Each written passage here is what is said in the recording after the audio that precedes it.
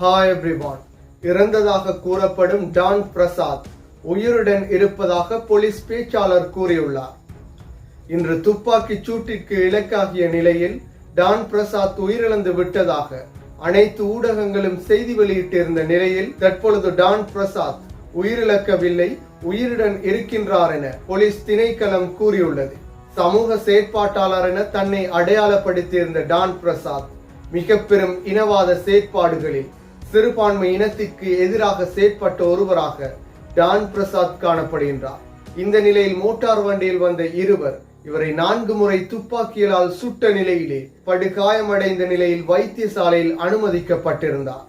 எனவே டான் பிரசாத் உயிருடன் இருக்கின்றாரா, இறந்து விட்டாரா என்ற கேள்வி இதுவரைக்கும் தொடர்கின்றது.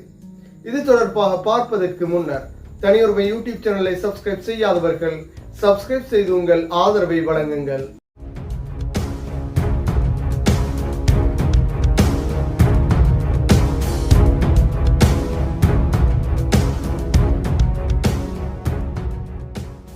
ராஜபக்ச குடும்பத்தின் மிக நெருக்கமான ஒருவராகவும் அதே போன்று ராஜபக்ச குடும்பத்தின் அரசியலின் இனவாத அரசியலின் செயற்பாட்டாளராகவும் இருந்த டான் பிரசாத் மீது இன்று துப்பாக்கி பிரயோகம் மேற்கொள்ளப்பட்டிருந்தது. இவர் மீது 4 முறை துப்பாக்கியினால் சுடப்பட்டிருந்தார். இதன் காரணத்தினால் படுகாயமடைந்த டான் பிரசாத் கொழும்பு தேசிய வைத்தியசாலையில் அனுமதிக்கப்பட்டிருந்தார். ஆரம்பத்திலே இவர் உயிரிழந்து விட்டதாகவே அனைத்து ஊடகங்களும் செய்தியை வெளியிட்டிருந்தது. என்றாலும் தற்பொழுது போலீஸ் திணைக்களம் இவர் உயிரிழக்கவில்லை, ஐசியூவிலே அனுமதிக்கப்பட்டுள்ளார் என கூறியுள்ளனர். எனவே இவர் உயிரிழந்து விட்டாரா அல்லது இவர் உயிருடன் இருக்கிறாரா என்ற கேள்வி எழும்பியுள்ளது.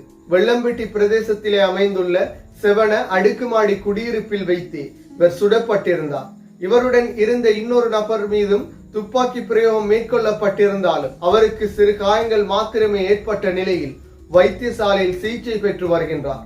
என்றாலும் டான் பிரசாத் மீது 4 முறைகள் துப்பாக்கியினால் சுடப்பட்டுள்ளது என கூறப்படுகின்றது.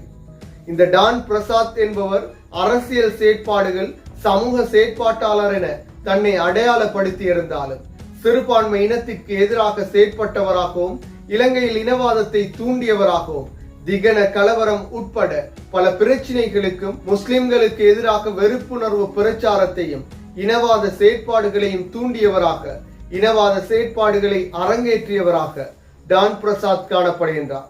இந்த நிலையில் டான் பிரசாத் துபாயிலே உயிரிழந்து விட்டதாக விபத்திலே உயிரிழந்து விட்டதாக பொய்யான தகவல் ஒன்றையும் சில மாதங்களுக்கு முன்னர் பரப்பியிருந்தார். அதன் பின்னர் அது பொய்யான தகவல் என அனைவரும் அறிந்த நிலையில் மீண்டும் இலங்கைக்கு வருகை தந்திருந்தார்.